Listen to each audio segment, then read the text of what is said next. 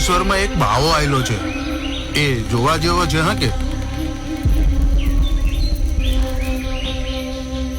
અને એ તો એકદમ ભયાનક અને બેકાર જગ્યા છે પાછી. મસાણમાં ભૂત બાંધીને રાખી મૂકેલા છે. જો સોડી મેલું ને તો આ બાવો ઊભી પૂછડીએ ભાગે. પાંડુરંગ બી ખરા છે. એમણે ભયંકરતામાં પણ દિવ્યતા જોઈએ નારેશ્વરને. અરે એ સ્થાનને સાચી દિવ્યતા તો હવે મળી. જેમ ચુંબક લોખંડને આકર્ષે એમ જ ભક્તો આ બ્રહ્મચારીથી આકર્ષાઈને નારેશ્વરના દેરે આવશે.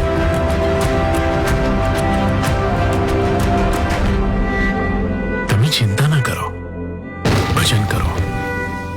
સર્વ સામર્થ્યનો મૂળ ભજન છે. તમારી ચિંતા એ કરશે.